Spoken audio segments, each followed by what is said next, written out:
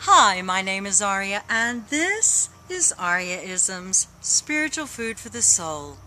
Today I'd like to talk to you about mind over matter, because it makes a difference in how you accomplish.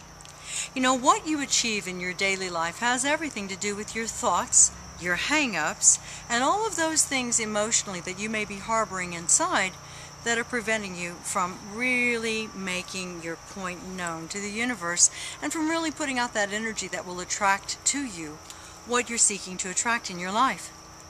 Mind over matter is a method in which you prevent any negative thoughts, any doubting thoughts to slay you, to undo the positive ones you've put into the world and what you're trying to create.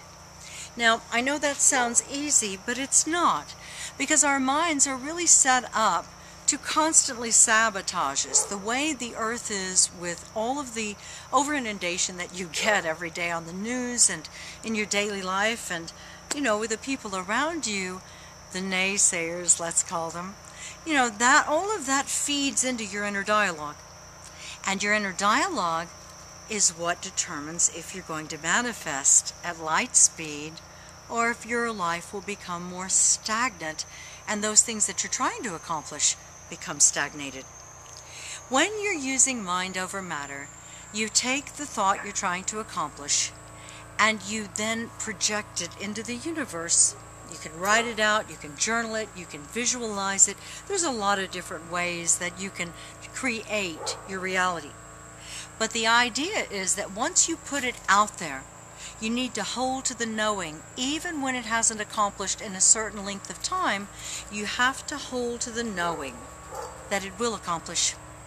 You know, years ago, I came home, and my husband and I came home from shopping, and our cat had a big magpie, and they're very large birds here in Colorado. And there were feathers and blood, and I'm not exaggerating when I tell you this. There were feathers and blood everywhere. On the walls where the bird had flown into the walls, there were feathers all over the floor. I mean, this was a bad situation. And my husband said, "Ariaa, let it go. You can't fix this one." And I said, I came home at this exact moment in time because clearly, the angels know I can do something about this. So I'm going to at least give it my best.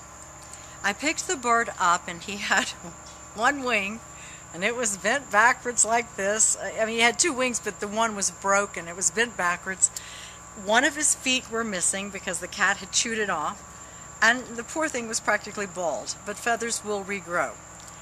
So I took the bird out, and I put it on a big maple leaf in our backyard, and I started doing what I call the heal it or kill it ritual. I started saying, heal it or kill it, but don't let it suffer.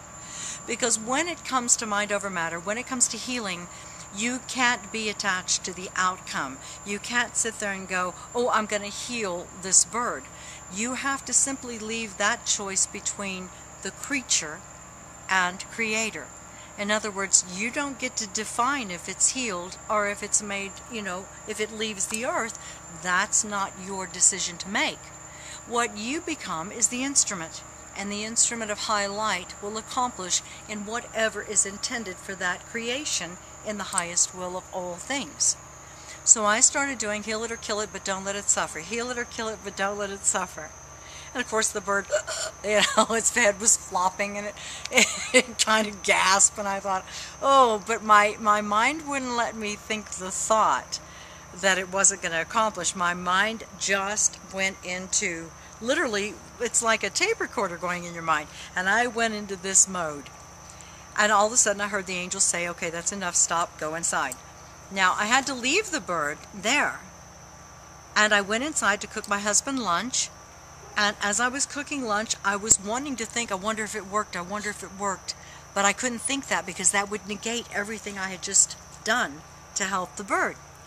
So I literally said, it is finished, it is done, it's accomplished, thank you, it's accomplished, thank you, it's accomplished, thank you, it's accomplished. Because the more you can bombard your mind with the positive thoughts, the less the negative ones can come in. Well, sure enough, we sat down to eat lunch, and I took a bite, and all of a sudden I heard Spirit say, okay, now you can go and check on the bird. I walked outside, and this is God's truth.